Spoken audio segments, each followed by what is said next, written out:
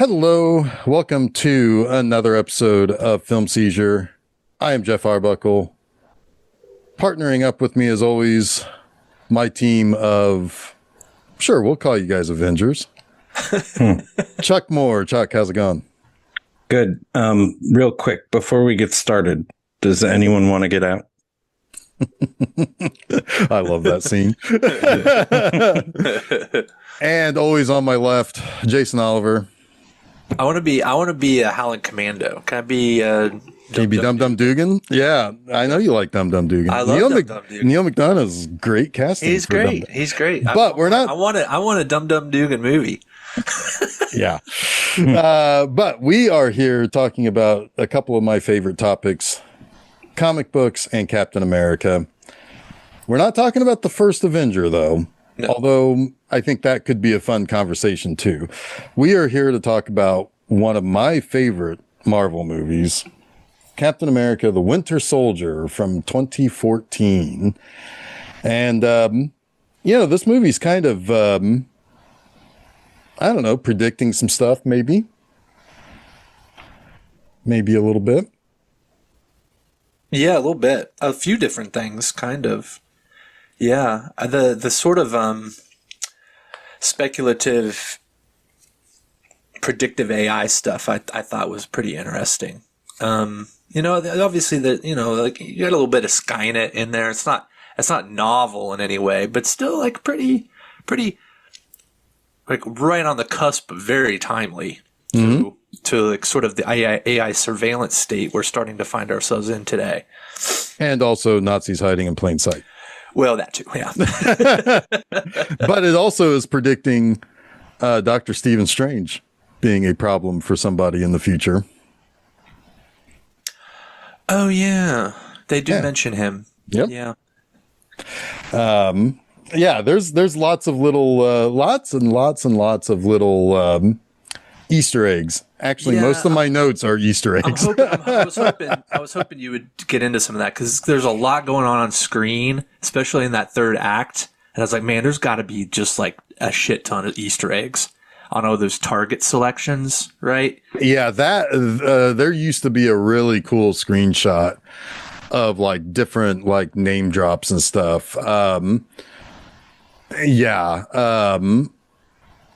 I don't actually have any of those written down, but yeah, there used to be.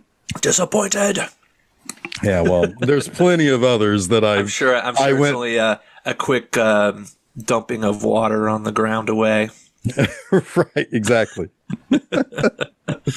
But yes, this is another outing for Chris Evans, who I can't imagine anybody else being Captain America than that guy. Not even Wyatt Russell. Well, definitely not. But he is a damn good. He's a damn good U.S. agent. Yeah. He's kind of perfect in that role. What? So, I kind of remember Chris Evans before he was Captain America. Mm-hmm. But I don't fully remember. I was going to look that up real quick. Well, I mean, before he was in Captain America, the two big things that he hit with was Not Another Teen Movie. Oh, yeah. Where he was kind of the Heath Ledger character. We covered one of them. Right. And then there's Scott Pilgrim. But he was also Johnny Storm in the two. That's right. He'd already dipped his toe into the superhero genre. So much so, he's remembered as Johnny Storm that Deadpool thought he was going to be palling around with Captain America.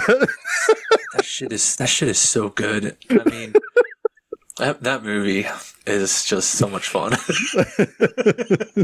Like, yeah. Jeremy Irons is listed in the background or the target data. Oh, is he? And some members of the New England Patriots. Oh my God, that's amazing. Oh, another Chris Evans we've done is Sunshine. Oh yeah. Yeah. I forgot he was even in that. Yeah, he's a pretty big role in that one. Yeah. Yeah. Okay. Cool. But yeah, so I mean, and We've been circling Snowpiercer for a while too. I think so. Yeah. We need to do Snowpiercer. Yeah. But yeah, I mean, he was a guy who, when he was cast, this is another one of those situations where people couldn't get past the fact that he was in the bad Fantastic Four movies, which, to be honest with you, there's a worse Fantastic Four movie than those two. Flame-o! I was waiting for it, Chuck. Well, there's a way, way, way worse Fantastic Four movie than anything that Chris Evans was ever near. Well, the Josh Trank one's pretty bad. Yeah, but I mean, honestly, the casting of those movies weren't the problem.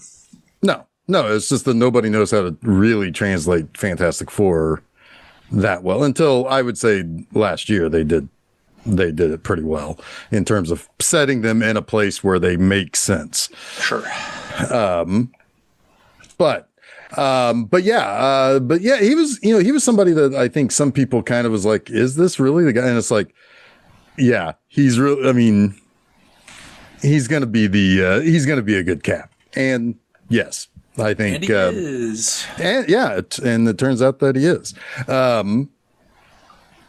And yeah, I rewatched all 3 of his Captain America movies this week. The first 2 because I knew this one had a lot of connection to the first one. Going back to the place in New Jersey where he was at the army base, the appearance of Arnim Zola at one point. Yeah, I knew that there was connections enough. I wanted to kind of acclimate myself in the old Captain America movies. And then after I watched the other 2, I was like, well, screw it. I'm going to watch Civil War also, just because it sounds like a good idea. And it was a good idea.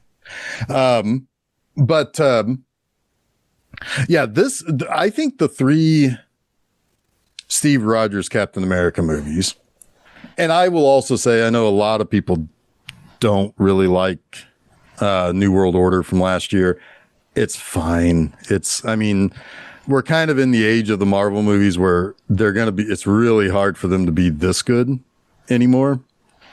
Why? That seems like an excuse.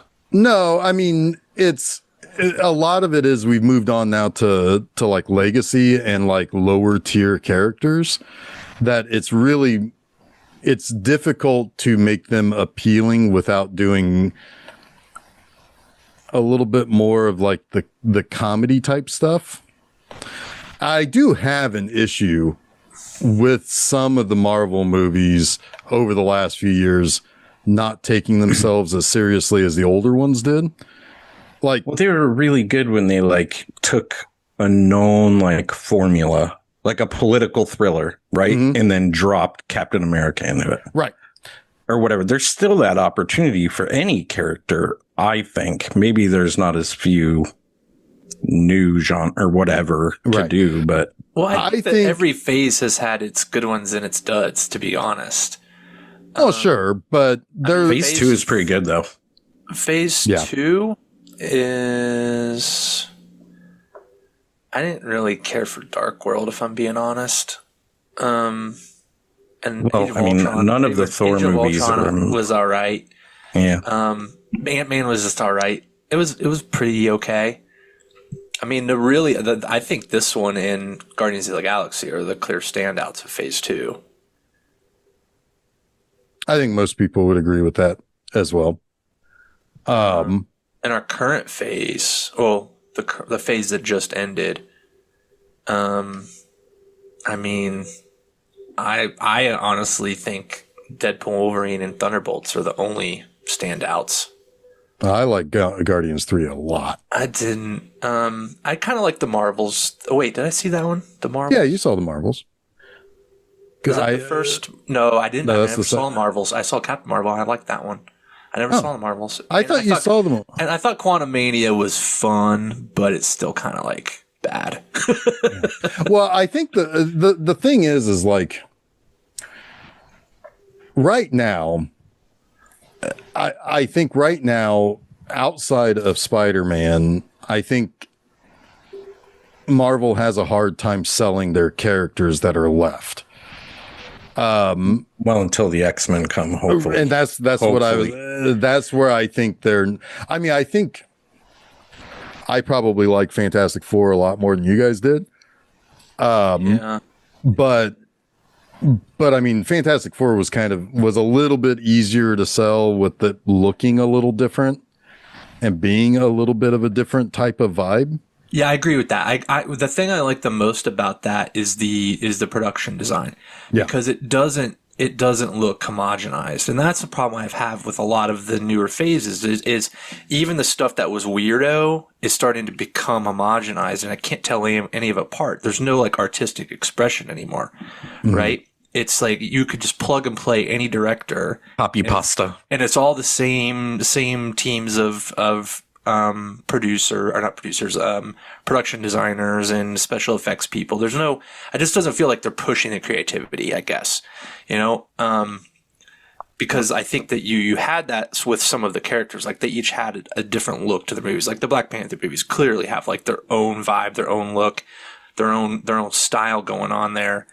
But I think it's becoming less and less in some of these later phases. Even Thunderbolts, to a degree, still look kind of uncinematic, but it was such a wildly interesting idea that it overcame it, right? That was my problem kind of with Guardians 3 too, is it almost looked like a TV show at times, or I don't know how to say if that's right, but it didn't look all that cinematic, even though I liked the story a bunch of Guardians 3. It was just flat compared to the other ones. And I think that is... I think that is maybe kind of, I think that could be another problem that isn't just Marvel related. I think a lot of tentpole movies have a real hard time with that. I agree. They do.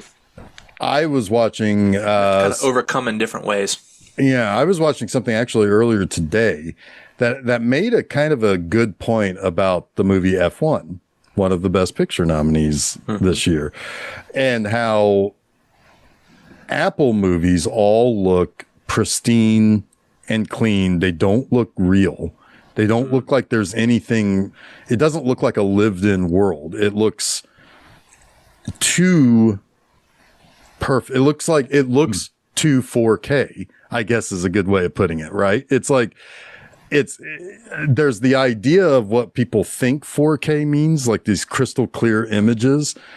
But then there's also the idea of like, no, that there's more to it than there's seeing depth. They're seeing, it's like, it's not just how clear and how clean the picture is.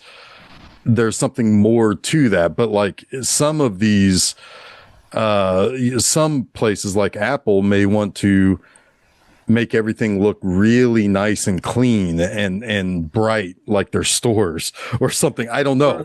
But like, are they talking about specifically about their movies? Because I think their TV shows, they're specifically the movies, are incredibly diverse in style. Right. No, the movies in particular, because all right. Because the thing is like comparing that to something like One Battle After Another that looks grimy and lived in and real, and that was now the racing stuff.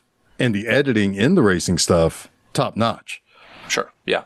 But like the actual, like in between the racing stuff seems too. No disrespect, but why are we talking about Apple movies? Let's talk about Captain America, Winter Soldier, which my review was a reminder that Marvel used to make really good movies. To drive home your point or reinforce it, that like, yeah, they used to make really good movies. Yes, and a lot of that is, I think it comes down to, I know, Jason, you were talking about vibe of the first movie compared to this one, and that you felt that the first one had maybe a little bit more of a personality. Yeah, and usually like origin movies kind of annoy me, but man, that's a good one. That's a really good one. I think I know where you're coming from, because I think, again, that's the setting of it, right? Like it's set in a different time. Yeah. And then it's got all that like retro futuristic weapons design for all of the Hydra stuff, right? Yeah. Hugo Weaving as Red Skull is just badass. Tommy Lee Jones cracks me up. Commandos in there. Tommy Lee Jones is wonderful in it. I mean, he is so good at it. There's one excellent acting part that he has, and it's at the end when he realizes that Steve has gone down and like he just kind of leaves Peggy alone and he doesn't say anything. He could be bombastic. He could be like he just steps aside, and like give her the space. Is Peggy is Captain Carter, right? Yeah. Yes. Yeah. She's great in it. You got Natalie Dormer in that one scene where it's like, I get it, Cap. I get it. Oh, Dormer? My gosh. Oof. Yeah. Oof. My goof. It's just a really fun movie, and it's a super effective origin story. It sets up so many things perfectly. And that's kind of the Cap I remember because of my dad's Cap, right? So it just I don't know. There's just a lot of stuff about it that I just dig on it. Well, what I really like about the three Steve Rogers even movies, like the weakification Steve Rogers stuff is so good. Oh yeah, like the effect, it's perfect. Borrowing straight out of Peter Jackson's book it's wonderful. But the thing that I like about the three Steve Rogers movies is that it does an excellent job of showing what Cap really is in the comic book world. Mm-hmm. Because there's really three sides to Cap. There's the war hero, that is his legacy, is his what he's known for. There's the leadership of the Avengers, the guy that people follow into a fight, that's what Civil War does. And then what people don't realize is the way his actual solo book is, which is typically political intrigue and suspense, and like there's like some serious like politics going on around him and about him, and that's what this movie is focusing on. And honestly, I think of any of the characters and stuff, I mean, this is the one character I think the Marvel Cinematic Universe has done the best to capture, especially early on. Was capture a pun? No, but we can just say it was. And I think that is because the thing is, Captain America can be real goofy, right? The idea that somebody's running around effectively wearing the American flag, right? Yeah. It can be super goofy. His name just in itself is goofy now. I'm sure it wasn't when it was created, but yeah. Well, yeah. Sorry. And I mean, the funny thing is that, his first issue was almost a full year before the United States got into the war. He's punching Hitler before we actually officially took a side. And he punched him hundreds of times. He sure did. Jack Kirby is smiling down from above on that line, as he said in the first movie. But well, I also just like I don't remember Civil War as much, but certainly in the first Avenger and this one, Winter Soldier, there's kind of a cheekiness around the Captain America name and the uniform, right? They acknowledge it. They acknowledge the I guess the earnestness of it and also the corniness of it. Right. Well, and I mean, and it represents, I think, different things than just like, especially when you have like this nationalist Nazi enemy, there's a contrast there that makes sense in that time and place. And then in this movie, I think there's a contrast here in this time and place where the idea of being Captain America is a standard, right? Mm-hmm. And what we're seeing is that it being that standard being tarnished. Right. Yeah. And I mean, and then it's tarnished further in Civil War when he literally stands against, I think it was 117 countries that wanted to take control of the Avengers. But yeah, I mean, and that's always the thing about Captain America that appeals to me. Like growing up reading comics, my first two heroes when I was real little like a baby, was Spider-Man. There's a picture of me as a baby with little stuffed Spider-Man. And the first movie I ever went to, supposedly, was Superman. And those are easy characters alike. Superman movies were coming out on the regular. There was Super Friends on TV. There was Spider-Man cartoons on TV when I was real little. Superman and Captain America are pretty similar in their ideals, right? Like it makes sense that yeah. And when I got into comics, I loved Thor. I loved the mythology that was brought into that. It actually made me kind of interested to learn more about like Norse mythology to a certain extent. But when I became an adult, Cap kind of started taking over because, yes, it's very easy to assign him jingoistic or nationalistic or overly patriotic ideology to him, but he's always been the first person to stand up for the citizenry, not for the government. And he has multiple times in his comic book history fought against the government if he thought they were doing people wrong. And that's an important thing, I think. I mean, it's the ideology of the Bill of Rights wrapped up into a person effectively. And in a way, yeah, I mean, because if you think about it, it's like Superman is fighting, the original concept of Superman was to stand up for, the little guy because he can, and yeah, that is a big part of why I say Captain America is my favorite hero. Not just that it helps that he leads my favorite team, the Avengers, but I mean, it all makes. Which came first, the love of Cap or the love of the Avengers? Probably the Avengers first. Okay. I mean, also remember Thor is one of the holy trinity of the Avengers too. I mean, it's Thor, Cap, and Iron Man. Iron Man is always the one that's always a distant third. He will always be a distant third. You're like a big Vision guy too, though. I love Vision and Scarlet Witch, but that's soap opera-y love that I have for those two. All right. That's fair. Yeah. That's fair. I love that robosexual relationship those two have. Anyway.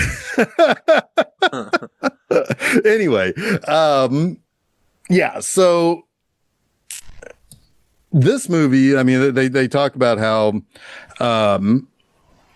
this movie is kind of based a little bit on 3 Days of the Condor, or at least the conspiracy thriller type.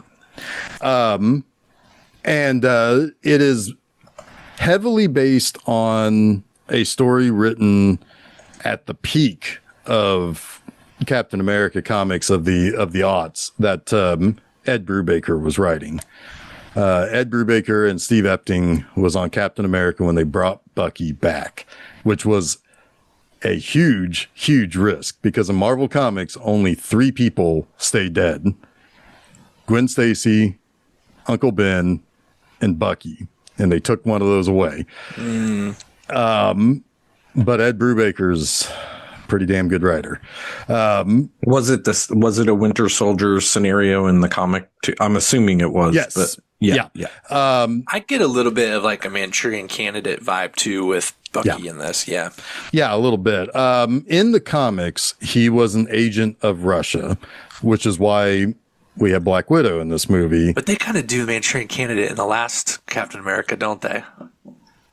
It's a little bit different. It's sort of kind of more than this, I think. Yeah, I mean, this really is... Sorry to interrupt. This really is kind of a... it's...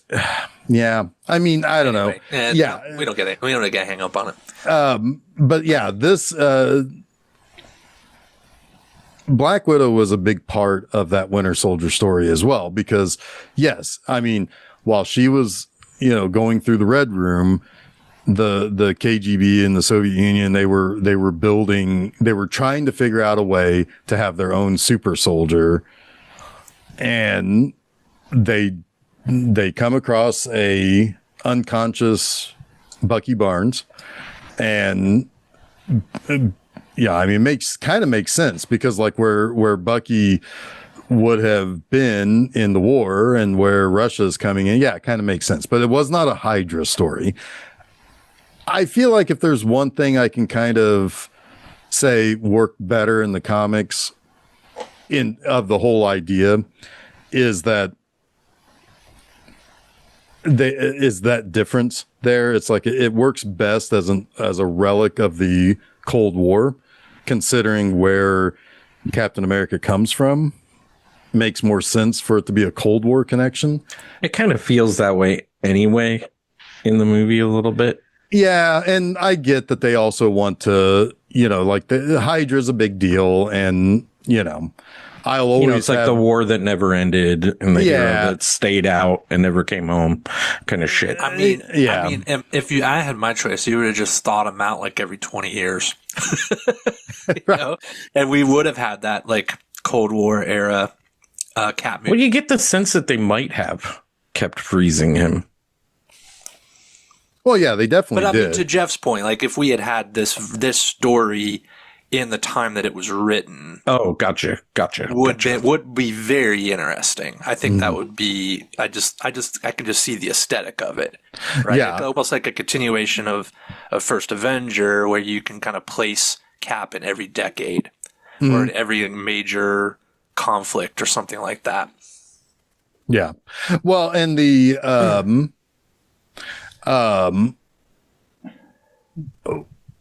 for like, and I mean, and also I do have a little bit like this kind of grinds my gears a little bit just because of how global everything has to be for like movies and stuff. Hydra and the replacement of Nazi with Hydra, that's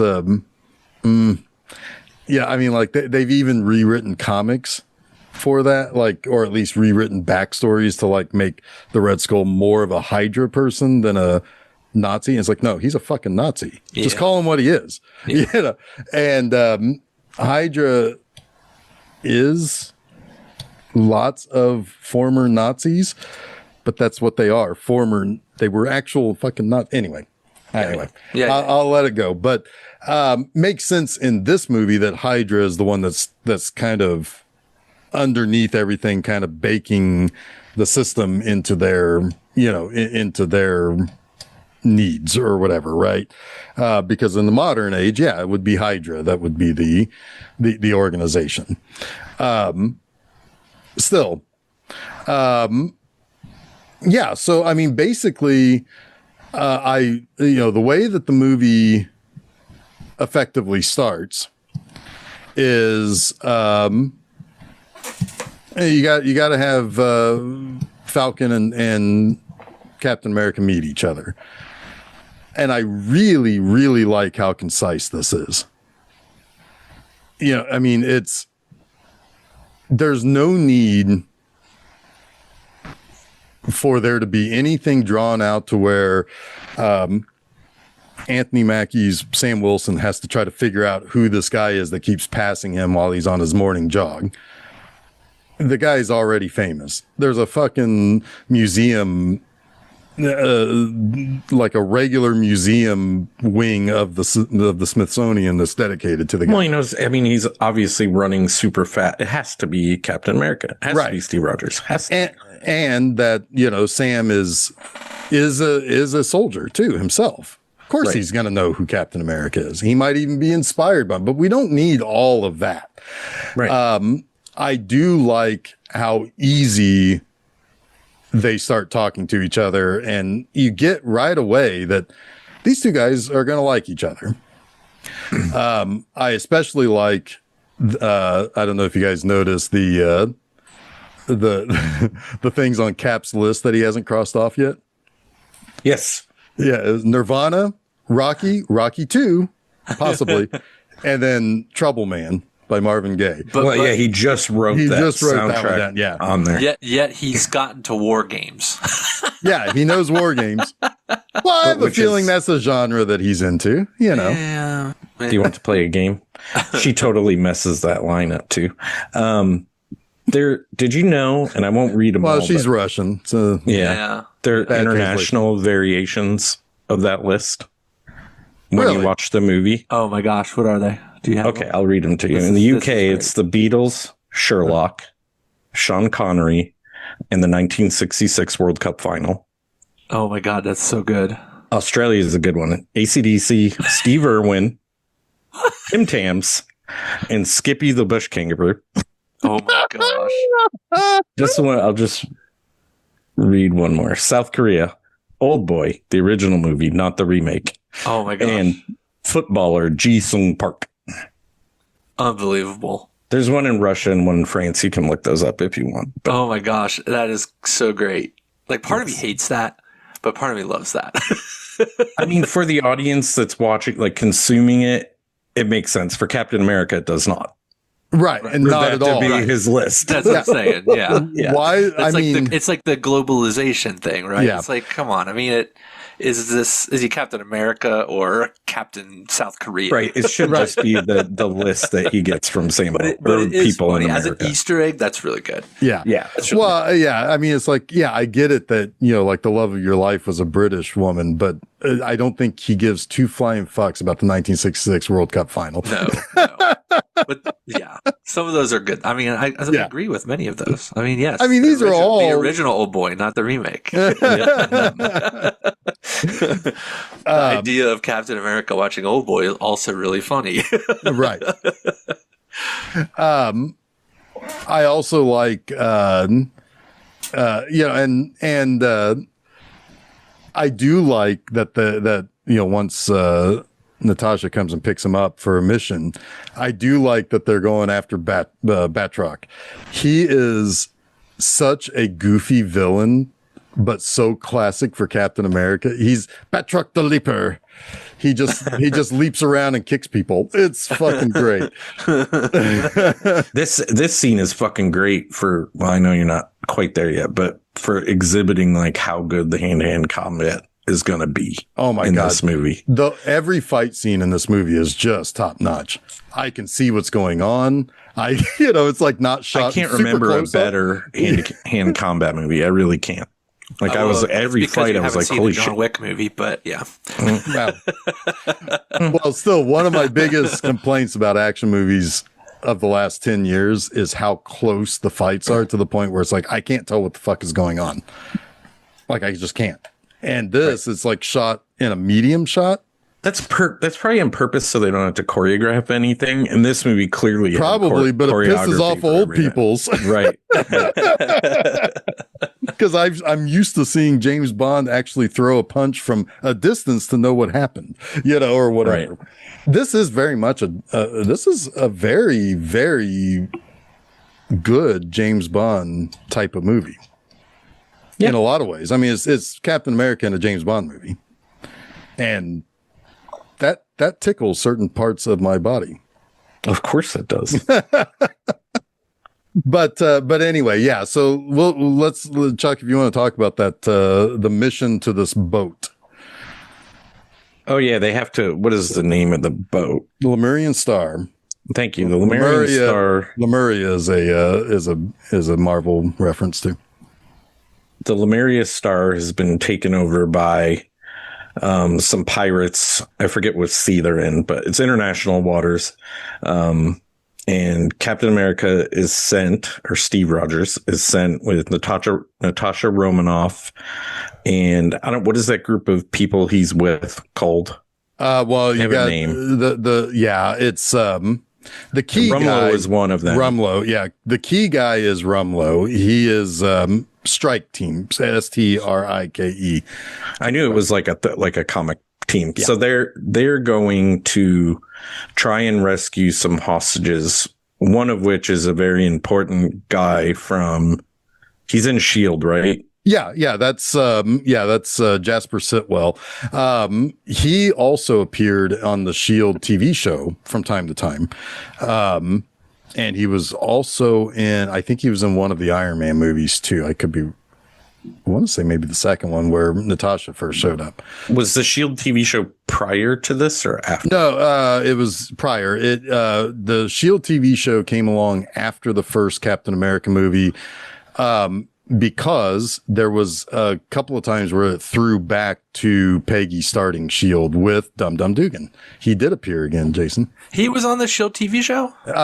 There was an episode that took place back in the 47 or whatever. Well, there was also the Agent Carter show. I never watched that. Right. Was he on there? Yeah, yes, he was, because that's who she marries. She marries Dum Dum Dugan? Oh, I need to watch that show. But yeah, they both of those were before this, which is what makes the later part of this movie that much more of a gut punch. If you kind of kept up with it, because this is Peggy's legacy, is Shield. Yeah. But Captain America jumps out of their air vehicle. I don't know what you call those things. The Quinjet. Yeah, okay. Thank you. Well, I know it's not a normal like plane. No, I know it's a Quinjet because that's technically an Avengers vehicle in the comics, but then they just usurped it for the Shield stories because it made more sense for Shield to have it. It's kind of like the Blackbird for the X-Men, the Quinjet. Yeah. And you know that great line, did he just jump out of here without a parachute? Because Captain America is just like, fuck it, I'm going to jump right into the water. Perfect dive. I'm going to get out of this conversation about asking a girl out by just jumping out of a plane. Yeah, that's kind of a funny running gag where they just pick up that conversation throughout the movie. Natasha and he. I remember the first time I watched this, I'm like, that's Black Widow, right? That's what they never call her Black Widow. And I'm like, right. It's got to be Black Widow. Like, why don't they call her Black Widow? They don't in this movie, but of course, every place else they do. Although it seemed like they were trying to steer clear of it almost for some reason. They've called her Widow in the Avengers movies. I know that. But they also called her Natasha a lot. Yeah, Nat or Natasha. Yeah. I mean, part of that is to show more familiarity with each other. It's, but like she also doesn't wear a mask. It's kind of like they don't ever call Clint Hawkeye. Right. Makes sense, I guess. Yeah. But anyway, Steve Rogers gets down there and he does his on the left run around the boat. Basically, he's just running quickly. Just running and just beating the shit out of people. Instead of saying on the left, he just kicks the shit out of everyone. Right. I like that he shimmies up the anchor chain. It's like, yeah, that's how you do it. That's how you're going to get that's how you would get up there. Yeah. But he basically clears the whole deck before one person gets the drop on him. But then Lumlow comes down and takes that guy out from a parachute. And that's also one of those things. It's like, to be fair, going into the movie, it's like, Frank Grillo is going to be a bad guy because I knew who Brock Rumlow is. Yeah, it's like when Michael Rappaport shows up. Right. Or maybe he's just the bad guy in life. I don't know. He's not great. He's not great. Yeah, no. I've known Jason. I've known forever about Michael Rappaport. He's your Elon Musk. He's just not as powerful. Well, he thinks he might God. be. Yeah. Let's fucking get him. Let's keep Michael Rappaport right where he is. Yes, let's do that. Don't give that man any more power. But yeah, they basically, it's like a cool little rescue mission because they, the rest of the people come on. Natasha has her little fight sequences, which are cool. I forget what's his name. She's a squirrely little one to fight with because she's always like flipping around and like wrapping you up, and it's like she has to get her thighs around your neck and knock your ass out, like kind of fighter. What a way to go! Yeah, she gives you the Scarlett Johansson, if you know what I mean.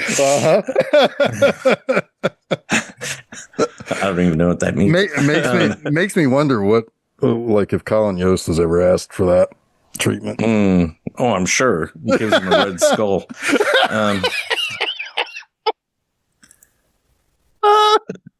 Thank you for appreciating that, Jeff. But yeah, they have that whole like the guy's walking down the side of the ship, which I'm always like, that's fucking cool. Like, you do your metallic attachment and walk down the side of the ship and set up for the breach. And they breach and they take out the guys who are holding the hostages. But during that time, the important thing to note is that Natasha has gone off mission. Instead of helping escort the prisoners, she's gone to take some data from the computers. And Cap finds her and Cap has a fight with, what's his name? Batroc the Leaper. Batroc the Leaper. Yes. Because he always announced himself that way on the covers of the comics. So, yeah. And it's really cool because Cap isn't just shield fighting. No, he puts that shit down. Yeah. Yeah. He's like, you wanna, let's prove it. Let's prove I'm tougher than you, bitch. And they have a pretty cool fight. Cap ends up knocking him out. He yells at Natasha and she's like, whatever. Yeah. Everything's fine. I didn't screw anything up. Then yeah, you had it the whole time, Batroc is George St. Pierre, who like he can fight. So like you believe that because he's a mixed martial artist champion. So yeah, and Chris Evans is Captain America, so you believe that. You believe that. Yeah, it's like this is gonna be a good fight, is what I'm thinking. Yeah. And it's just really well choreographed. There's some later that are just as cool, if not cooler. God, there's so much good when Winter Soldier comes along. Yes. But yeah, Batroc the Leaper like blows them. He blows them. Batroc. This is what you get for having me explain this scene. I wanted to call him Ballrack. Ballrack is killing me. Just roll with it. Everyone knows who I'm talking about. But yeah, it turns out that he gets away. Basically, he throws an explosive and gets away. And then you cut to the Triskelion, right? Yep. From there, basically, and I'll let somebody else talk about. Yeah, so Cap is he's not too sure about what the hell he just got sent on, and he's gonna go talk to Nick Fury about this. And Nick's like, well, you had your mission, Natasha had hers, and he's like, I don't really like not knowing what's going on. Like, if you're gonna send me on something, I need to know what you're doing. And he's like, okay, well, I'll show you something. And he takes him down into the super basement of the Triskelion, and which is under the Potomac, however you say that. The Potomac. Yeah. The potty mouth. They used to call it the Potomac.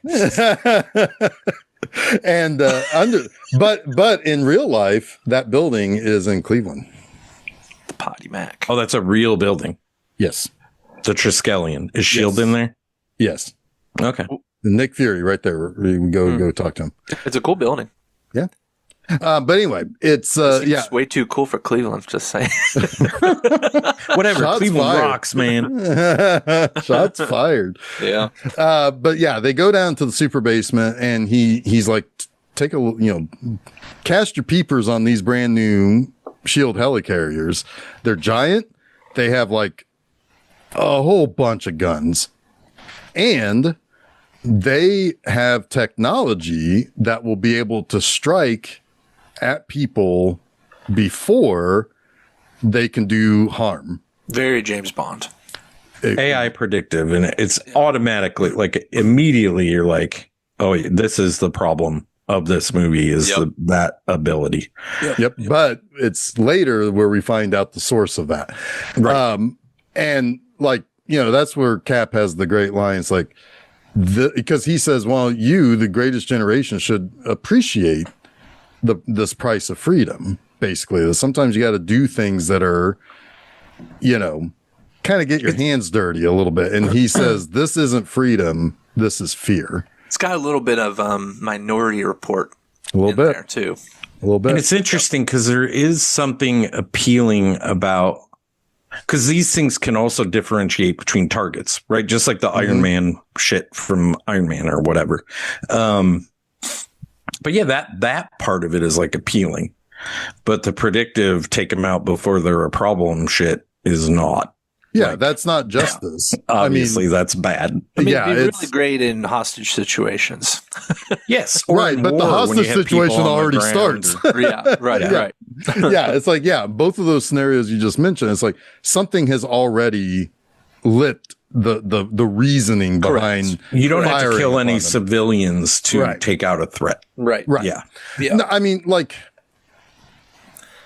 it's kind of funny as I was thinking about the following movie, right? Because this kind of has the same make you think about something that Civil War does, which is the whole idea of oversight versus absolute freedom, where in that movie, it's hard to say which side is 100% correct because both sides have correct elements to them. Right. This movie, if you're talking about justice and you're really talking about, like what we like to call American justice, you can't shoot baby Hitler before Hitler's done something. It's just that's not the way the justice system works. Right. It's an appealing thought and it's something that you can philosophize. Sure. And maybe hope some rogue time traveler does.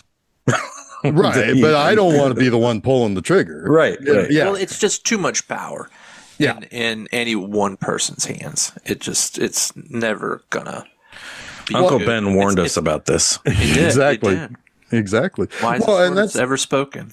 And that's the other thing that's kind of also one of those things that, like, the whims of the nation are going to kind of float back and forth, right? Agendas change. But again, like I was kind of saying, one of the reasons why I like Captain America is that he doesn't follow agendas. He follows what he feels is the right thing for the nation as a whole, or the right spirit of what freedom really is. And he's not going to be happy with either agenda taking control of this kind of technology. Right. He's not Orwellian and he will not listen to Orwellian thoughts. Right. Yeah. Exactly. No matter what the intention is, this is bad. Yeah. And he is right to immediately point that out. And Nick Fury is a little disappointed that he doesn't see his way, but at the same time, he's like, well, I've got bigger fish to fry because I'm going to go take a look at this shit than that brought me. And he can't. Not because he just has one eye, but because he's been locked out of this information. By himself somehow. And he's like, oh shit, I got to get Maria Hill on the line and get her out here immediately. I also, as a comic person, Chuck, I don't know how much you've run into Maria Hill in your comic book reading. Not a lot. She is an incredible bitch in the comics in this time, but the movies made her so much more likable. And she was on the Shield show too, right? She showed up a couple of times. Yes. Is that Colby Smulders? Yeah. She showed up a couple of times. Yeah. She's kind of smoldering in this movie a little bit. There is a little bit of smolders in the Maria Hill character. I tell you who I'm quite taken by. Agent 13. Yes. Yeah. Yes. Sharon Carter. Sharon Carter. Yes. I like Emily Van Camp a lot. Very taken by her. Yes, come do your laundry in my apartment, please. That shirt looks dirty. In the MCU, yes, please. I don't care what infectious diseases are on it. In the MCU, is she related to? Yes. Back in the 60s, she was Peggy's sister. Well, I know. Later, in the cinematic universe, is yes, she? Yeah. In Civil War, I can't remember. When Peggy dies in Civil War, Cap and Sam go to her funeral and they say, now for some words from her niece, Sharon. And she comes up to, and Sam nudges Cap and is like, hey, we know her. She helped us out. And that's when he realizes who she is. Yes. Because right now, all of this. Never acknowledged that, but I guess, yeah. Okay. Well, she's working for Nick she's on Fury. The cover. That's true. Yeah. All right. That's cool. I like that. I knew that she was in the comic history. I wasn't sure if they had just changed her character. See, that's where made her kind of like a nod.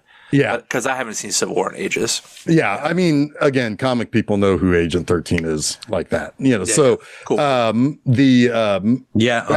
person. DC person. Anyway,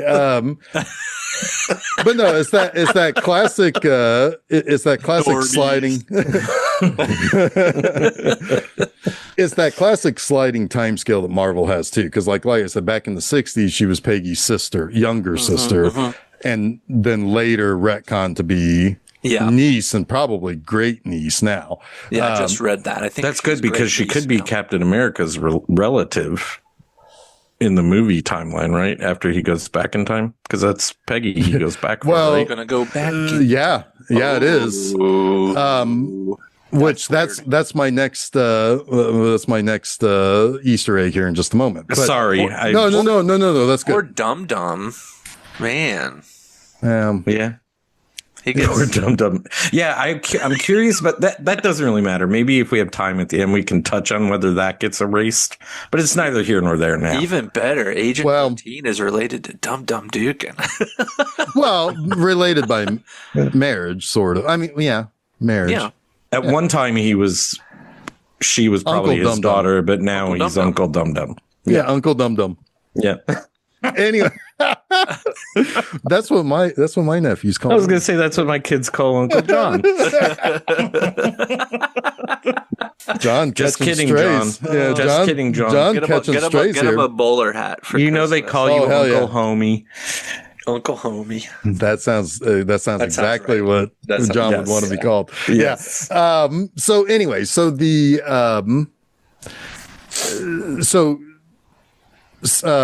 Nick goes home and he's calling up Maria Hill and he's like, I'm going to need you in DC. I'll be there in 4 hours. I need you here in 3.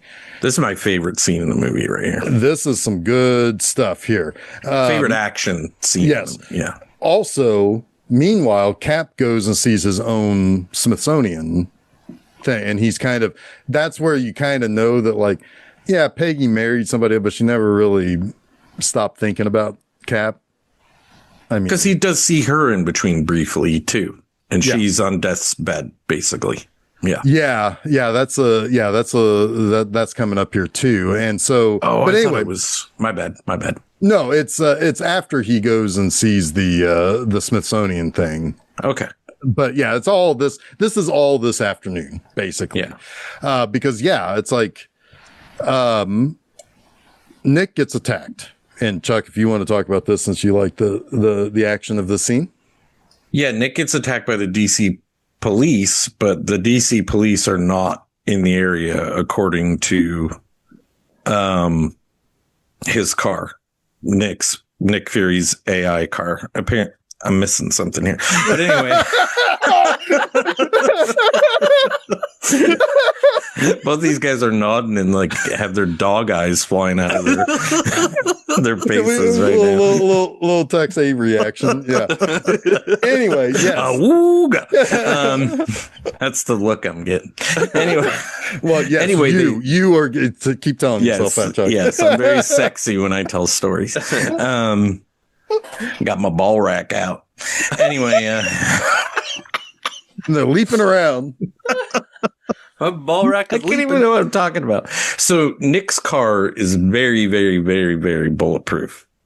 Extremely more than bulletproof. So pretty there's like damn bulletproof. Yeah. Yeah. So they're like pegging it, and with their ball racks. With their ball racks. And you're seeing the percentages going down, and Nick's like talking to his car, and it's like, hey, we can't do this shit because it's broken. Yeah, you can't get them out of there because they have to reboot the propulsion system. Yes, and while that's happening, they bring out this big battering ram to basically finish off the window, which has been shot like 600 times. And the battering ram, it's all cool. It's just cool stuff. The car is getting beat to shit. And I don't know if that's AI or if they're actually beating up a car, but it looks really good. Yeah, and this looks good. It's that kind of good AI. This is probably a combination of practical, but with enhanced CGI, like touch up. Yeah. And because the car keeps saying, it's like, do you want to deploy defensive measures? And he's like, no, hold off. I like that. Yeah, it's like he's waiting for the window to open. Yes, he's waiting for them to break the window so the gun can shoot up. I don't know why he just doesn't.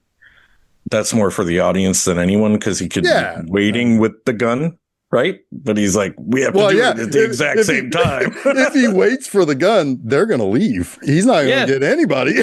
Yeah. But he takes everyone out, and the system finally reboots, and there's a really good chase scene through the city with lots of pushing of cars and whatnot, and, guys shooting at Nick and blah, blah, blah. But where it ends is you see an unknown at this point, but the Winter Soldier is just standing in the middle of the road. He's a badass. He is a badass. It kind of sucks fucking metal knowing who he is. I wonder, like, from your perspective, was that known when this movie came out, or were you? Oh yeah. I mean, the comic book was almost a decade old. So there's no way not to know unless you're a new Marvel fan. Like, yeah, I mean, I think they do a good enough job of setting him up to be this kind of, because every time he shows up, it's kind of scary, right? Like it's, oh, who's this? What is this? What's going to happen now? So I do applaud the fact that the Russo brothers, this was their first movie in the Marvel, in the MCU. I didn't even realize it was the Russo brothers. Yeah. They do a really good job of situating him into very tense situations. And then I remember seeing the movie, I think it was a midnight screen. I think it was back before they did like the 7 and 8 o'clock screenings or whatever. I remember people gasping when they realized that it was Bucky. And it's like, okay, yeah, you guys get it. Because that was the reaction. It got some people. Yeah. And that was the reaction in the comics, was like, oh my God, they actually fucking did it. They brought Bucky back. Real quick on the Russo brothers. I mean, this was only their third movie, maybe fourth movie, but they had not done anything like this. Like no action at all. Like they were comedy directors. Did they have like an assistant director on or anything like that? I mean, you've got the whole, all of Marvel Studios at your disposal at this point, I mean, billions of dollars. Well, it didn't cost billions of dollars, but you know what I mean? So I'm sure they had a lot of technical help, but still, it's impressive. Like, you've got to do a lot of shot planning for an action movie. And they were game for sure. And you can definitely tell that these are guys that knew what to do with characters. Yeah. Because the characters in this movie are all really, really good.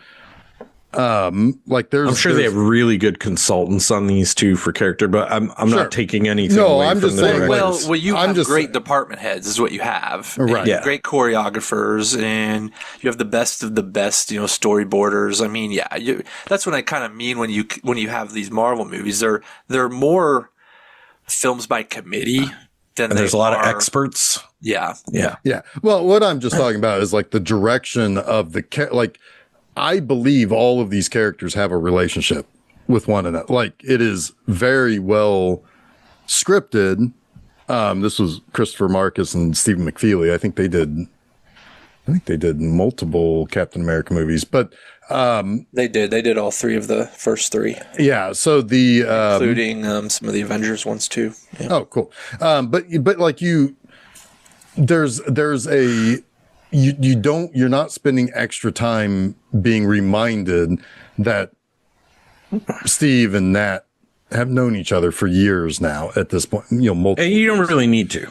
Right. You don't really need to. She starts giving him relationship advice immediately. That's like, they know each other. Yeah. But they play off of each other really well. Right. But there is a familiarity with them. And when you added in like the Anthony Mackie, Sam Wilson character, like he kind of just slots right. Like these people are going to like each other, and Cap is a person you want to follow just naturally. He's got that kind of magnetism about him. Just to put a cap on this scene real quick. Cap. Yeah, thank you. I got you good. That was a good pun, purposeful pun. The Winter Soldier shoots like this magnetic thing, blows Nick Fury's car end over end, and he's about to go kill him in his car, but Nick has like a little lightsaber. Lightsaber is something that just burns through the car and the street so he can escape. And the Winter Soldier obviously can't go underground because he doesn't chase him. No, he is in, if he's outside of sunlight, he's like, oh no, he powers down. Yeah. He can't go in there. He's like Nuclear Man from Superman 4. Is that more your speed, like Jason? Those, yeah.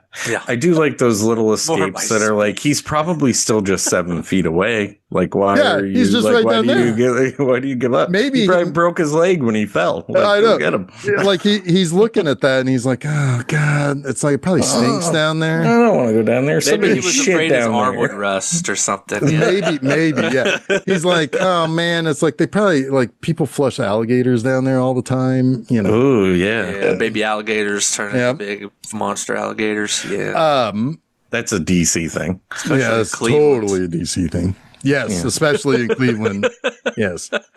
In DC universe. Yeah. No, yeah, but I mean, like, also, I didn't think about this until just now. The little magnetic, like, explosive to turn a car upside down, he brought that back in Thunderbolts. Oh, yeah. Yeah. That's a good scene, too. Because they're all like, hey, Bucky's here. Hey, Bucky. Oh, that's Bucky's after us. That's a great scene in Thunderbolts when he shows up. That's good stuff. He's trying to, like, bring order to the chaos. Yeah. And he becomes part of the chaos. Right. Yeah, that's fun. Anyway, so basically Cap ends up coming home. This is when, maybe he will maybe he will take Nat up on her advice to ask somebody out because his neighbor's pretty good looking. Yeah. And she's got laundry to do and he's got his own machine. Like Captain America gets his own washing machine. That's right. That's right. Captain America doesn't. He doesn't go to the basement to do his laundry. No. Apartment complex. It's just not what Cap does. It's some small luxuries. Yes.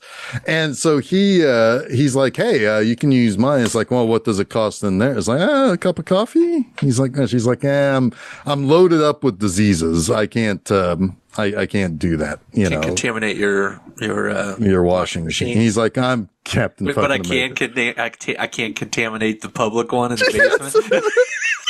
That was the first thing I thought of. Give everybody boils and stuff. Right. Yeah.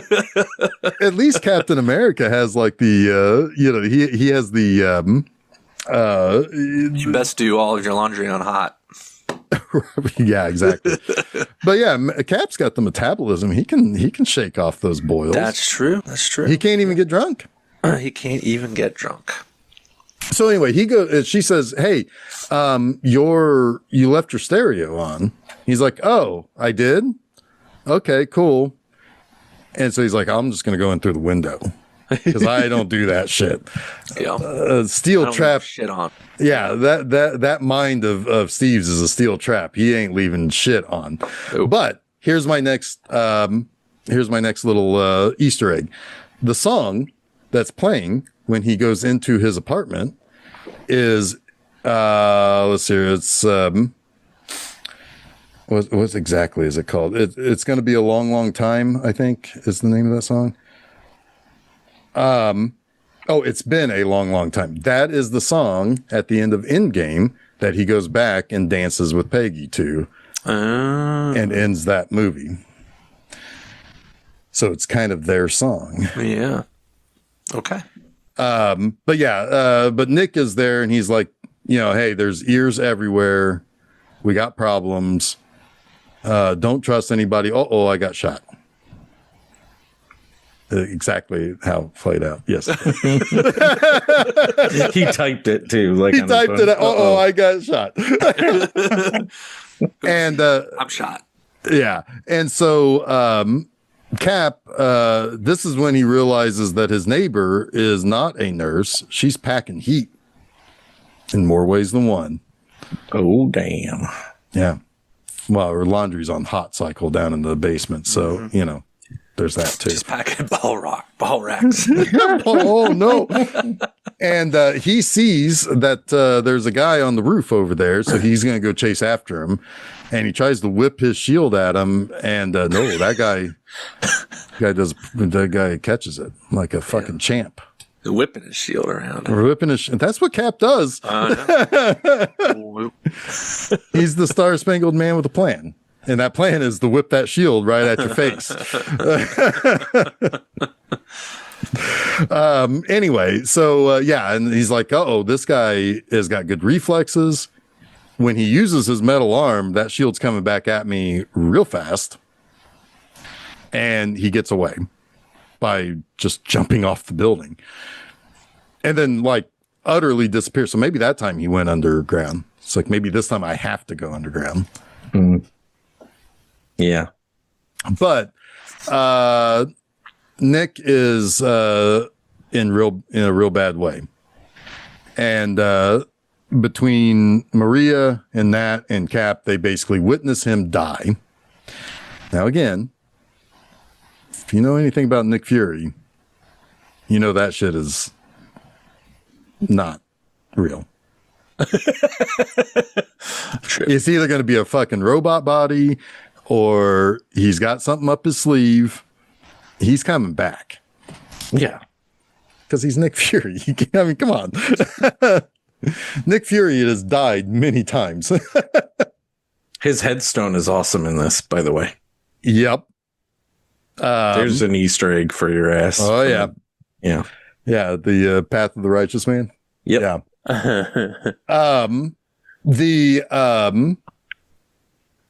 Also during this time, or earlier in the day, Steve went and saw Peggy, and she's not in a very good way either, because her, they're having a conversation, and then she kind of resets and doesn't realize that, that he's been there, that he's even returned. Right. She coughs and it knocks her brain back. Yeah, pretty much. Yeah. I mean, she is definitely sundowning. And Steve realizes that, basically the entire world he fought for originally is dying around him. Yep. And he goes to her kind of trying to reset his place in the world and make sure he's doing the right thing, because he's not sure in this new world, basically. Yeah, he's not sure that what S.H.I.E.L.D. is doing is right. And she even tries to apologize to him. It's like, no, that you didn't do this. You started the thing, but you're not the one guiding it now. Right. And he's still trying to figure out, you could even argue it's like he's trying to figure out, is the being an Avenger the only thing he can do? But even that gets kind of taken away from him in another movie. So now this is where we really kind of we've already also been introduced to Alexander Pierce, who is Robert Redford. He and Nick Fury knew each other for a long time. It was basically explained to Cap by Pierce that Nick was the head of a South American branch of S.H.I.E.L.D. And when some bad shit went down, he helped get Pierce and a bunch of other Congress people and dignitaries and stuff out of an attack. And he did it by disobeying an order. And so by doing so, he showed Pierce that he has the right head on his shoulders to basically say that he can determine for himself what's right and wrong. And so he gave him the head of S.H.I.E.L.D. as a whole. Mm-hmm. But he's been questioning Fury a little bit. And he wants to question Rogers why he was in his house or in his apartment that night, and what did he say to him. And even Natasha had tried to get this answer out of Steve, and Steve says, I'm not sure why he was there. And she's like, you're a terrible liar. And he tries this tact again with Pierce until Pierce reveals to him that, well, think about the Lemurian star. And, you know, we tracked the money for Batroc back to something that would have been easy to point to Nick Fury being a rat, basically. And basically selling S.H.I.E.L.D. secrets to pirates and bad guys. And so then Cap like basically says, well, he just told me not to trust anybody. And he's like, well, maybe he was telling you not to trust him either. And Cap's like, yeah, whatever, I'm out. And he's like, anyone who gets in my way of finding out who killed him is going to die. So, right. And basically, like, yeah, straight up like threatening Cap. He executes on that threat right away, because that's immediately the elevator scene. Yeah, he goes to the elevator to go down, and first you got like a couple guys come in, and then the next level Rumlow comes in, and it's just the elevator's getting loaded up with beefy guys. Mm-hmm. Even beefy guys in suits don't look like they should be wearing suits.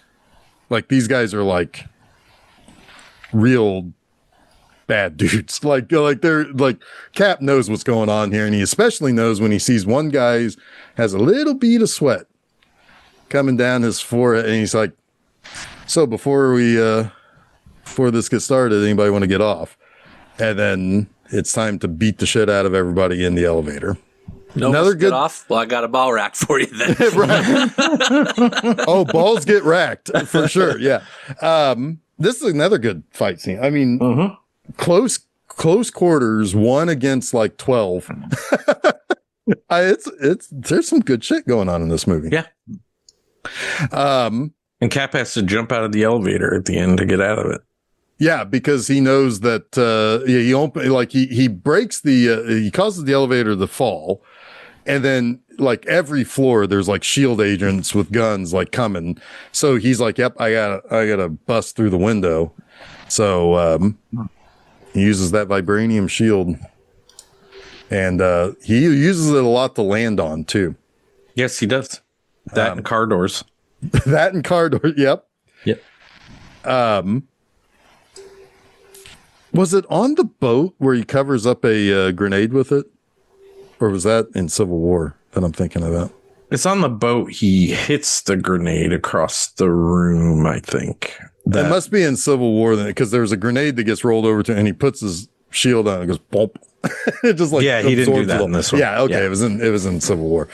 Yeah. Anyway, so yeah, he's now on the run, and Cap is now effectively a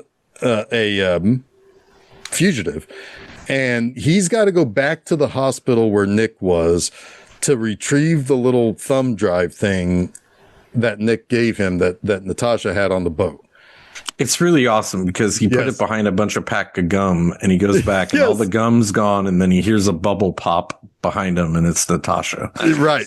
Yeah. It's good stuff. Yeah. And she has it now. And they need to figure out how to get the data off it. So they go to the Apple store. Yes. And, but she also knows that the moment she plugs it in, they're going to know where they're at. About 8 minutes. 9 minutes.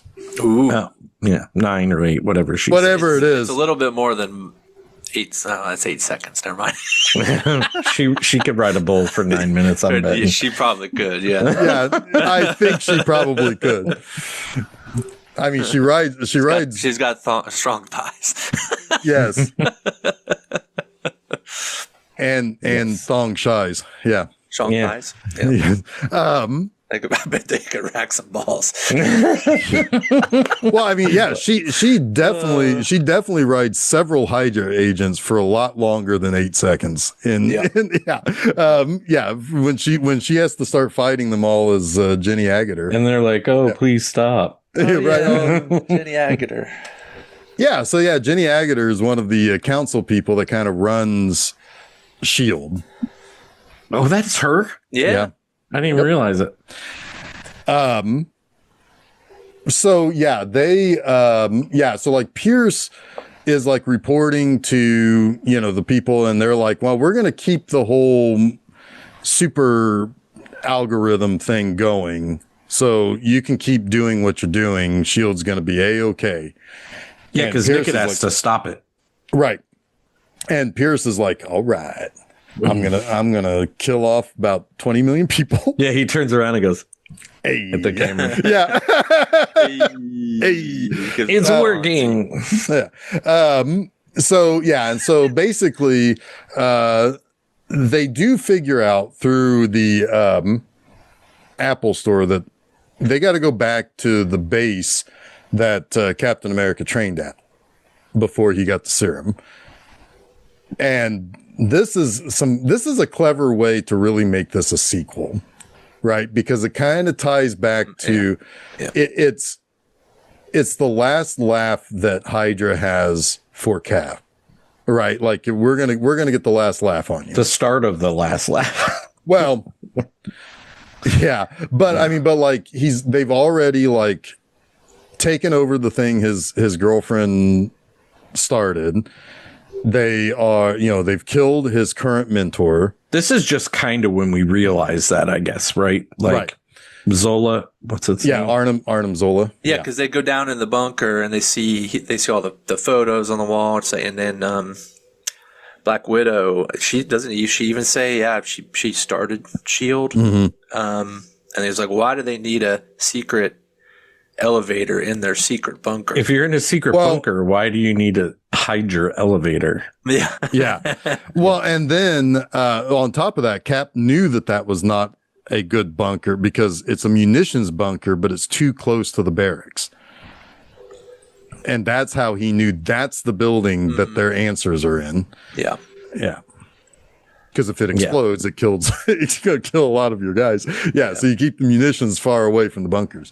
But anyway, so they go down, and the moment the little camera started moving, it was like, oh, yeah, we got Arnim Zola. He's not dead.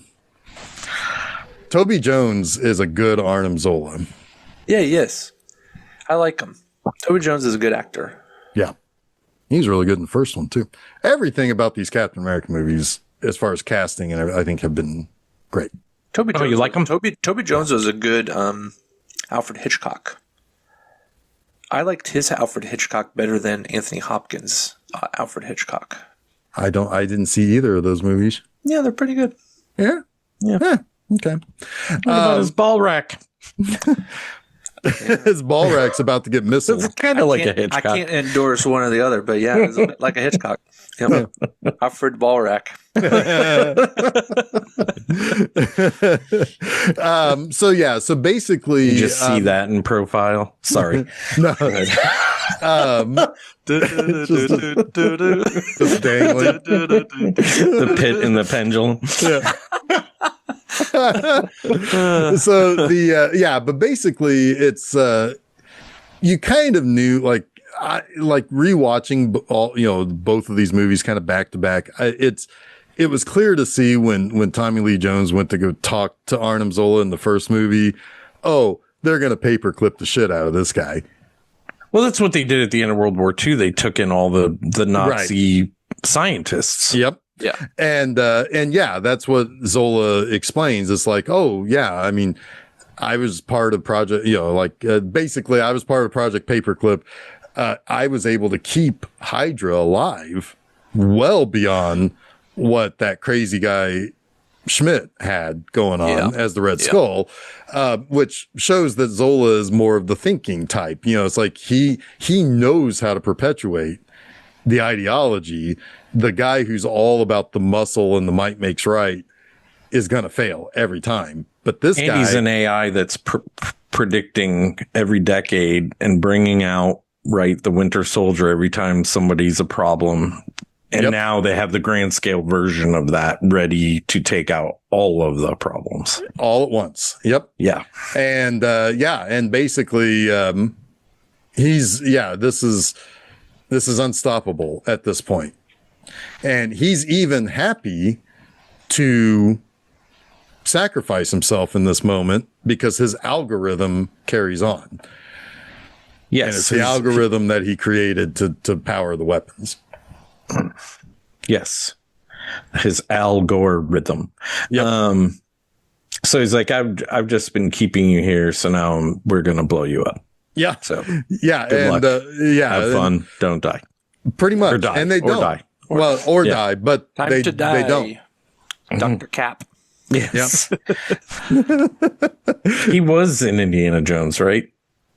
That guy? No. He Toby wasn't? Jones? The Toby Jones. Was he not in any of the... If he was, it would have been in one of the later ones. Last two. Okay. I think you're thinking of the guy who gets his face melted in Ark of the Covenant. Because they similar kind of have the same voice. like physique and nerdiness. But that probably is who I'm thinking I think of. that's what you're Moriga shotgun day. Yes.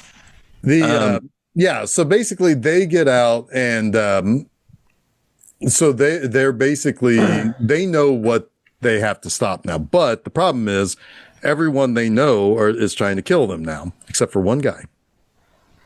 Yeah, and he even says it. Right. Not everyone. Yeah, Sam Wilson, I'm not trying to kill you. Yeah. And so they go hang out at Sam's, and he reveals that he was he was part of Project Falcon, and that he basically has wings at Fort Meade. And I love it that they're like, yeah, that's not going to be a problem. And they don't even bother to show it. Nope.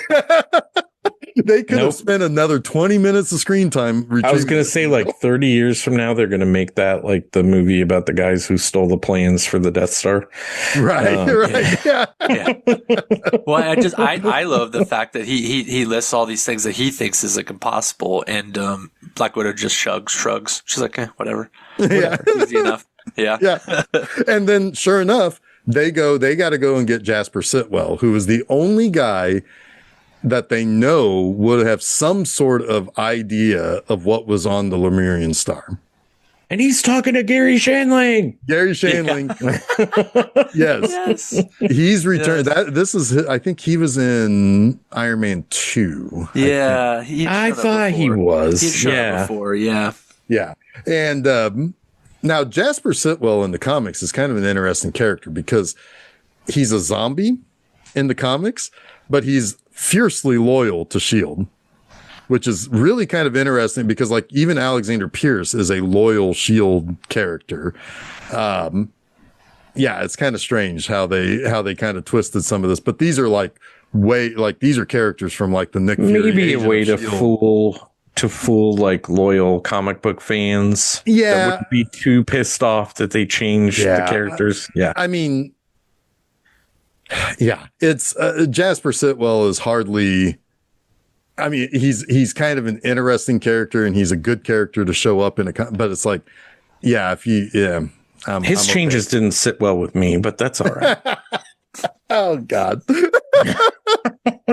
But yeah, this is where you realize that both Senator Gary Shandling and Jasper Sitwell are Hydra agents. Hail Hydra. Yeah. That's real breathy in the ear. It's real. Yeah. It's almost like you can spittle in it. It's Yeah. Yeah. I wouldn't like it. Well, I mean, there's lots of reasons why I wouldn't like that. But I'm sure Gary Shandling has like bad breath too. I'm joking. Oh, that character. Yes, probably. that character. Yeah. Yes. Oh, yeah. That guy doesn't care about anything. He's got like perma coffee breath or something. Yeah. Yeah. Anyway, but yeah. So like Falcon's like, hey, Sitwell, you're going to go over here and we're going to have a conversation with you. And sure enough, Cap's like throwing him around and eventually threatens to throw him off of a roof, to which he's like, that's not your style. And it's like, you're right, but it's hers. Yeah. And fucking Black Widow throws him off the roof to be caught by the Falcon, which, oh yeah, there you go. He's got his wings. Don't worry about it. They went and got the wings. They went and got it. It was not a problem. No problem. Yeah. So basically, he explains what Zola's algorithm is, which is basically a predictive model to find out anybody who could pose a threat to Hydra and eliminate them before they can become a threat. It's like that. Even the president is on that list. Yes. And Dr. Stephen Strange. Which it is kind of a cool idea that like Arnim Zola is so smart that he can predict that maybe some of these people become like heroes in their own right, or that they show the aptitude to potentially be something more than they currently are. Like, I kind of like to think that way too. It's like Zola's a pretty smart guy, so it's like, I kind of like to think that he could even predict that sort of stuff. Yeah, I think it's almost like quantum physics in a way, right? It's being able to see all possibilities. Well, it's being a futurist like Tony Stark, but just evil. Yeah. Yeah, but I mean, literally being able to, with data mining, being able to calculate quantum possibilities, right? Yeah. Like, they might not even understand why Stephen Strange could be a threat, but he is. it's enough of a calculated projection that is good enough to take out. Yeah. Yeah. If even 5% of the scenarios they played out showed him as a threat, he's got to go. Yeah.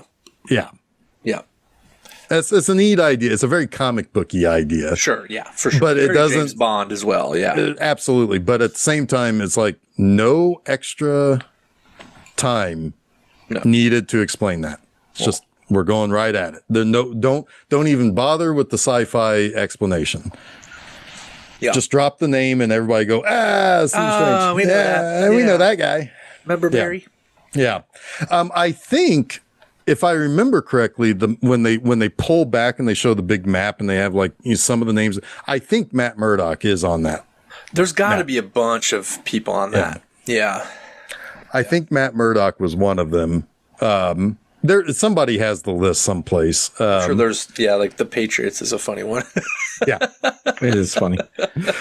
Rob Gronkowski is a threat to Hydra. As he guzzles an entire keg of beer and then belches at them. He's going to subject us to too many USAA commercials. Too many Super Bowls. And too many Super Bowls. Definitely that. All right. So they Sitwell does die in a pretty hilarious way, because he ends up getting tossed in the traffic by the Winter Soldier. Oh, yes. That's right, he does. Yeah. Yeah. This movie has a pretty high body count, actually. It really does. It's fairly bloodless, but it's a pretty high body count. Yeah. Well, I mean, if you think about the first movie, the first Cap movie, I mean, that's a whole war going on there. There's a high body count in that for sure. Yeah. I mean, this is Cap carrying around a gun. This is that era of Cap. Yeah. But we have all that too, we don't need to talk about the whole street ambush, but it ends with the mask coming off the Winter Soldier and Cap realizing it's Bucky. Mm-hmm. And he's like, he even asks him, he says, Bucky? And he's like, I don't know who that is.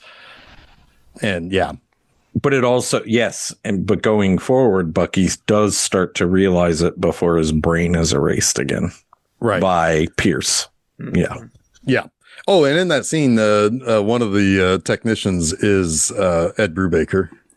He's the one who doesn't say anything in that scene. Not surprised. Yeah. And one of them is Pat Healy. Yeah. And not Gary Shandling. No.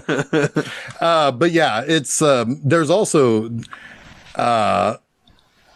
the street fight, there is like kind of a nice little tip of the cap of what would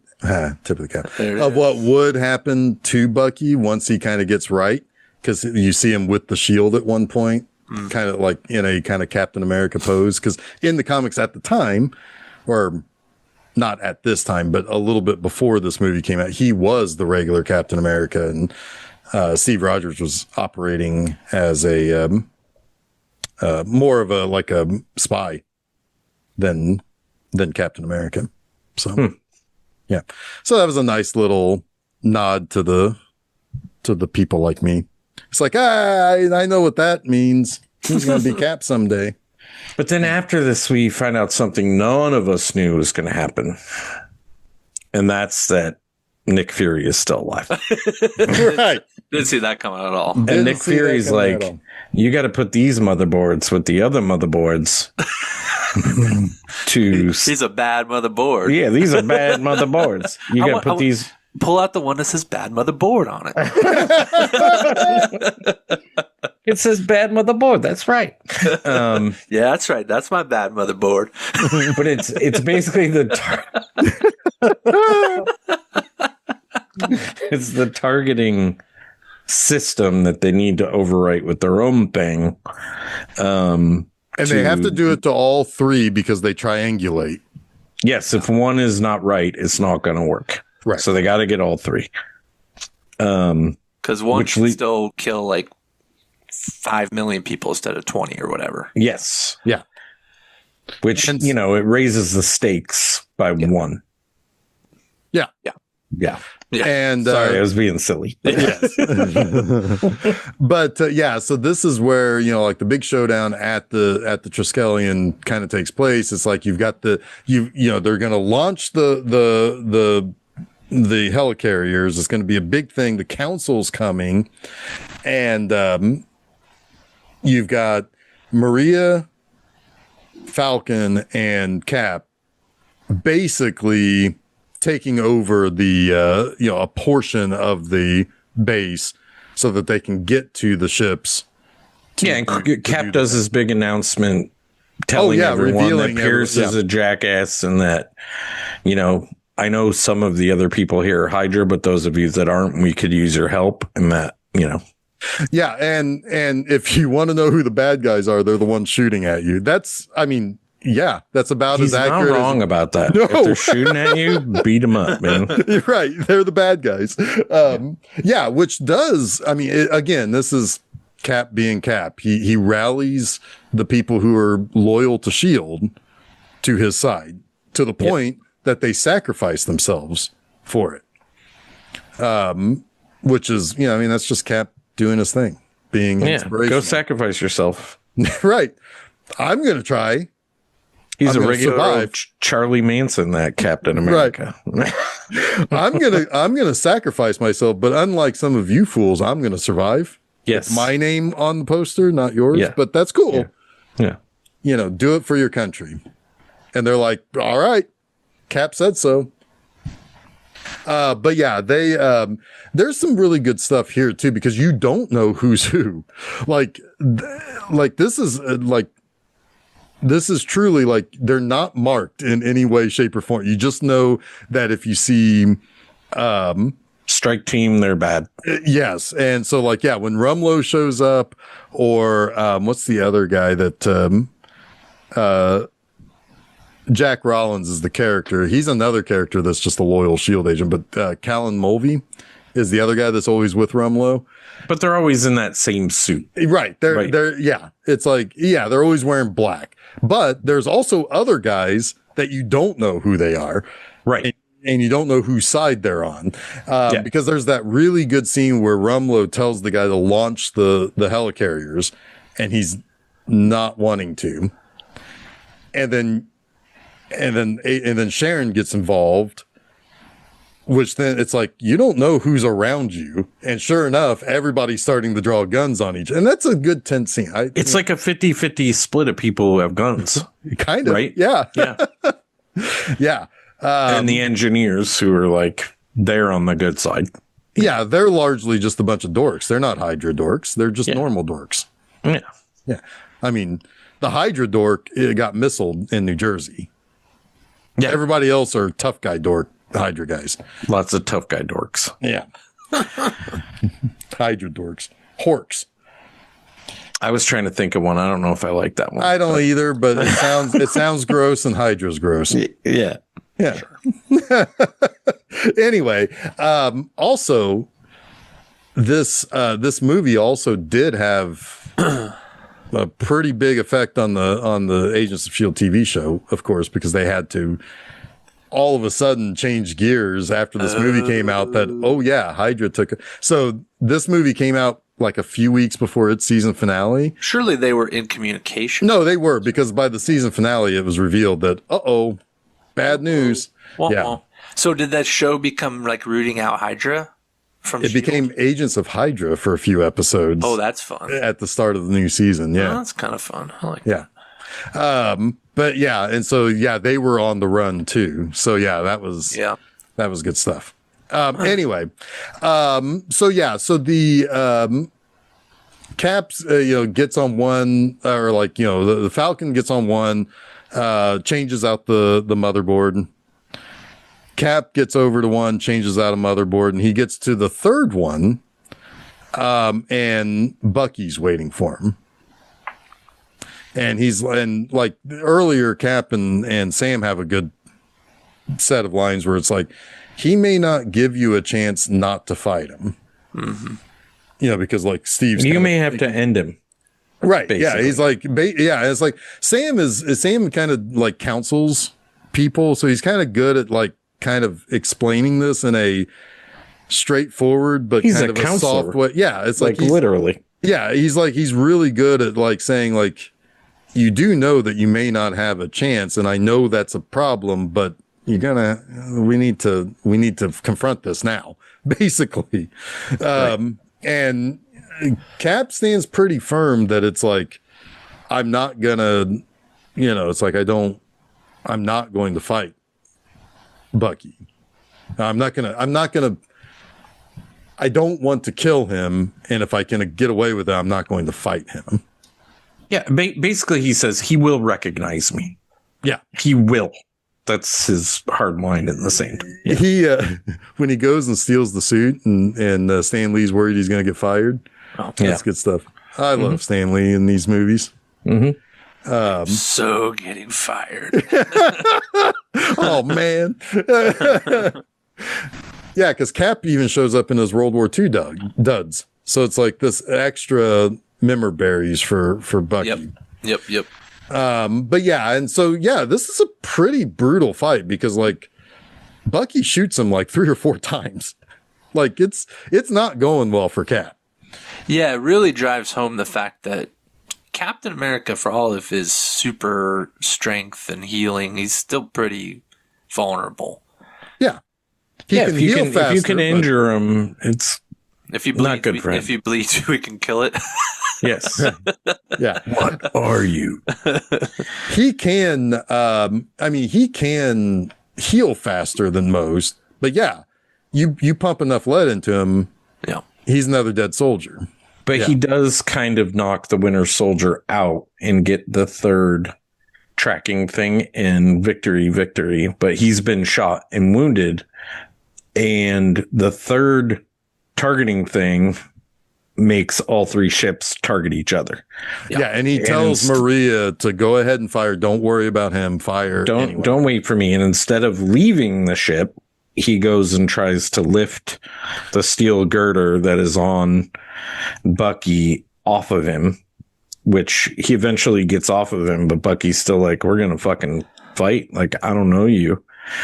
And he's almost crying about it, which is kind of weird. He's kind of been a little bit pegged by a ball rack. Yes. Yes. But he had his memory erased again, as I mentioned earlier, but Cap's like, I'm not going to fight you.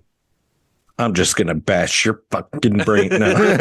Well, he says the thing that Bucky said to him, which is, I'm with you to the end of the line. Yeah. Yeah.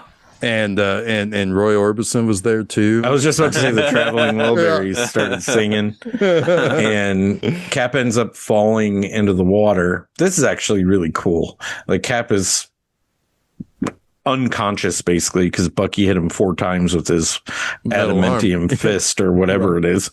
Vibranium. Vibranium. Thank you.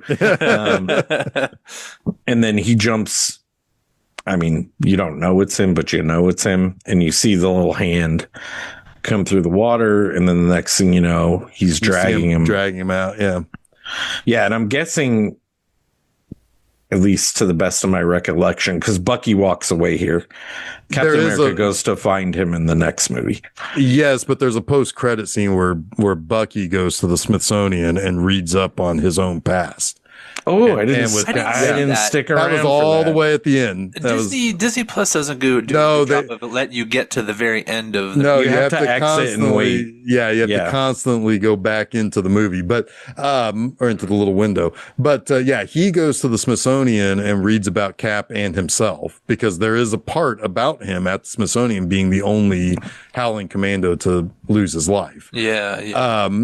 And then because the key post or mid credit scene is to set up Age of Ultron. And I saw that because that's the mid credit. They do a good. They get to that pretty fast on Disney Plus, but they don't. Yeah.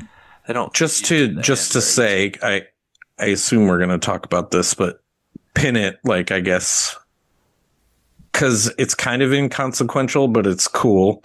You have Sam Wilson, who's been grounded as fighting Lumlow in a building during this time, and you also have, which is consequential, Pierce has taken over the consulate or whatever they're called, but the council. But Natasha has become, what's her name? I didn't realize it was Jenny Agutter, and she is she plays. Hang on a second here. But it is fun while you're looking to see Jenny Agutter beat the shit out of everyone in the room. Yeah. But in reality, it's Natasha doing it. Her name is Hawley, Hawley. And in the comics, she was I think a British character who fell in love with Nick Fury. They were going to get married, but then he found out later she got killed on a mission. Oh, no. Yeah. So... Yeah, Pierce kills the rest of the council by igniting their little tags that are on their chests. But of course, Natasha was the last one he was going to get. And that's when they knocked the phone out of his hand or whatever. Because he needed her to get out of the room alive. And then she uses one of her little shock badges. Widow bites.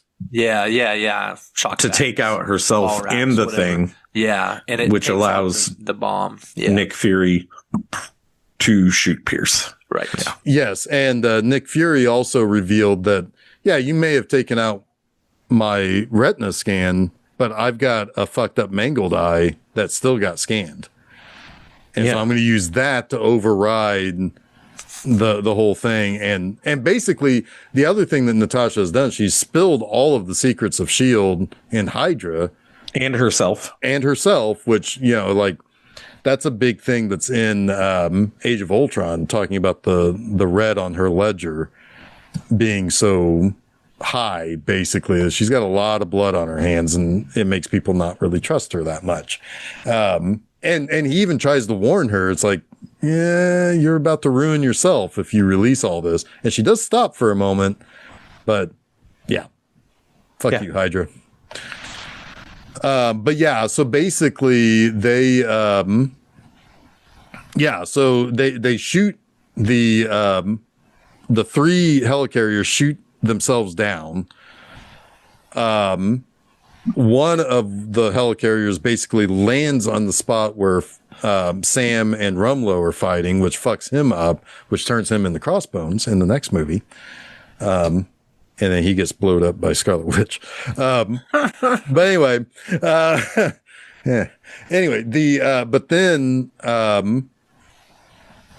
then Cap is on the banks of the Potomac, and you've got Nick, who is basically burning himself all down. He's going to go into complete and total hiding, not to be seen again until the very, very end of Age of Ultron to save the day. Natasha's gonna go do her movie.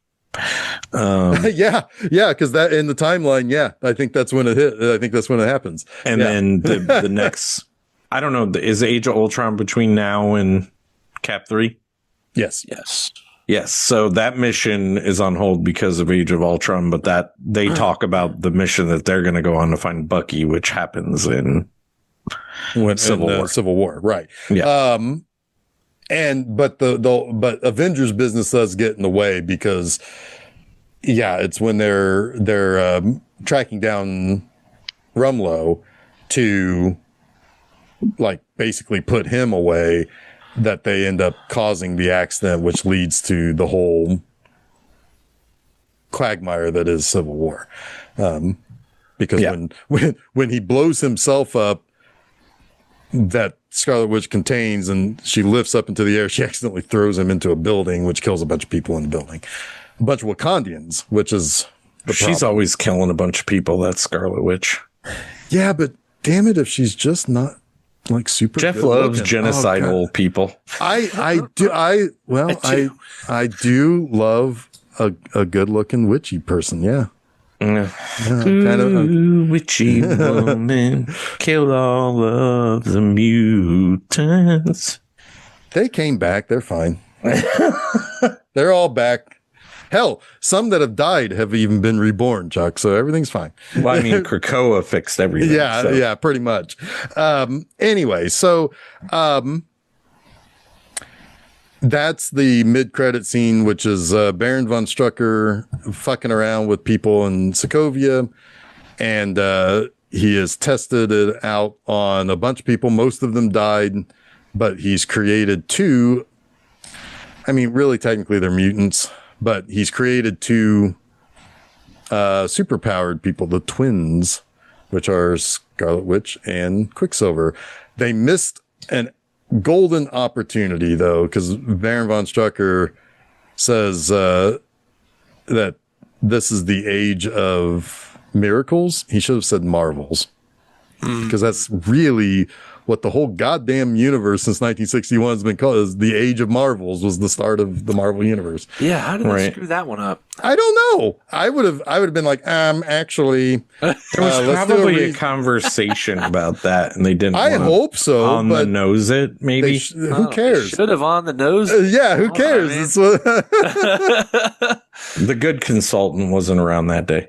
Yeah, I was off fucking around someplace else apparently. Good movie, though. This is a good movie. Yeah, this is, I mean, it's exciting. It's well shot. There's stakes. There's like legitimate stakes. It's more than just like your generic superhero movie. It's, like, again, this isn't Superman running around who's, bulletproof. Like, Cap bleeds quite a bit in this. And I like the idea of, the hero being a little bit of a rogue agent too, for the right reasons. Right. And it's performed very well from pretty much all of the featured actors. It's like no notes on any of this from me. This is nice. When it comes to the Marvel Cinematic Universe, like I said, this is, it's top end. It's top end. I rate it 5 stars in comparison to the other Marvel movies. There's really, there's like 30 movies now or whatever. There's like 5 of them that I would say are like legitimate 5-star Marvel movies. Like the top rung Marvel movies. Word. Yeah. But, yeah. I don't know. You got anything to add to this, Jason? No, I'm good. You watched you watched the first 2 before this, Watched the first 2 back to back. Yeah. Pretty much, yeah. The first one is a 4.5-star movie to me. That's fine. Which is about as good as it gets for these kind of movies for me. Sure. Of course, my scale ranks them against each other, but that's, Yeah, that's fair. Yeah. And this one's a tick lower, maybe. Yeah. But I do like it. It's fun. It's a very exciting movie. I think you would have a lot of fun if you revisit Civil War. It's a little bit noisier. Yeah, because it really is more. Might as well get back into it. Yeah. I mean, it really is more of an Avengers movie, which of course is going to be noisier, but at the same time, it's got a lot of really good stuff in it. Like I said, all 3 of the Steve Rogers movies, all 3 of the Guardians movies, and 3 of the 4 Avengers movies make up my top 10. With Black Panther being the 10th movie, really, of that top 10. Nice. Yeah. What's next? You want to talk about what's next? Well, yeah, let's do it. Well, you guys have heard of Christmas in July, right? Yes. How do you feel about Halloween in April? I mean, I feel great about it. Yeah, we could do Halloween all year round. Well, yeah, every day is Halloween as far as I'm concerned. So yeah, let's do some horror movies in April. How's that? In fact, because we even have a couple of now playings in April, being a 5-week month, I have a feeling I have some horror movies to talk about then too. So hey, we'll just let's talk about horror movies. And next Wednesday being April 1st, also known as April Fool's Day. Ooh. Let's watch April Fool's Day from 1986. That makes sense. Yeah. I dig it. I dig it.